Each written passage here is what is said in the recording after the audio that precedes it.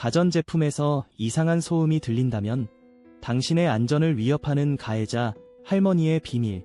가전제품에서 들리는 이상한 소음은 단순한 고장이 아닙니다. 특정한 소음은 때때로 조직 스토킹이라는 기괴한 현실의 한 부분일 수 있습니다. 오늘 우리가 직면하고 있는 이 괴이한 스토킹 시스템의 실상과